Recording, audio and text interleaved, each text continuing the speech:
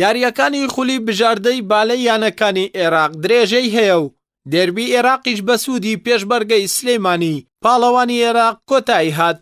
لەگەڵ دەستپێکردنی یاریەکەدا هەردوویانە بە بەهێزی دەستیان بە یاری کرد، بە تایبەتی یاریزانانی پێشمەرگەی سلەیمانی. هەرەوەش کارە ئاسانی بۆ کرد کە هەردوو کۆمەڵە یەکەم و دووەم بە 26 خاڵ بەرامبەر بە 24 خاڵ هەروەها 25 بە 7 خاڵ کۆتایی پێهێنا. هەرچەندە یانەی پێشمەرگە نزیک بوو لە بردنەوەی کۆمەڵەی سێم، بەڵام ئەنجامەکە پێچەوانە بوویەوە و یانی هەولێر بە 25 خاڵ بەرامبەر بە 21 خاڵ ئەو کۆمەڵەی کۆتایی پێهێنا و بردنەوەی یاریەکەی پێشمەرگەی دواخست بۆ کۆمەڵەی چوارەم. لە کۆمەڵەی چوارەم و کۆتایی یاریەکەدا یاریزانانی پێشمەرگەی سلەیمانی کۆتاییان بە هەموو شتێک هێنا و ئەو کۆمەڵەیان بە ئاسانی و بە 25 خاڵ بەرامبەر بە 16 خاڵ یەکلایی کردەوە. لە کۆتاییشدا یاریەکە بە 3 کۆمەڵە بەرامبەر بە کۆمەڵەیەک لە بەرژەوەندی یانەی پێشمەرگەی سلەیمانی کۆتایی هات.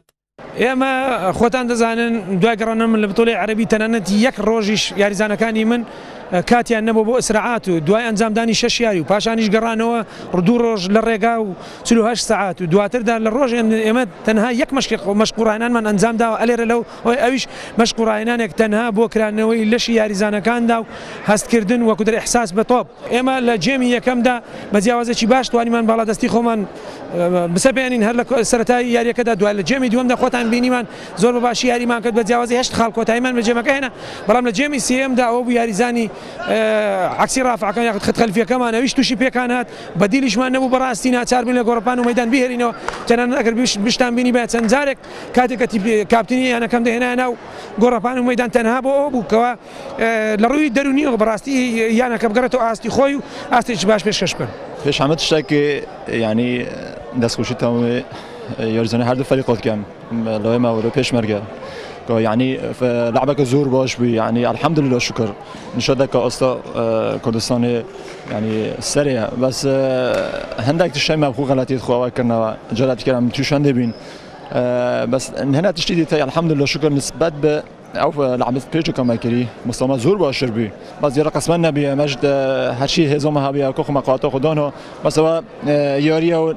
تنشي أو كيف كي قسمة دستي خدي إن شاء الله بجرا لعبة دهاتو إن شاء الله به أصبح پیشش كان و داره هندری خوشات كان بیا خدي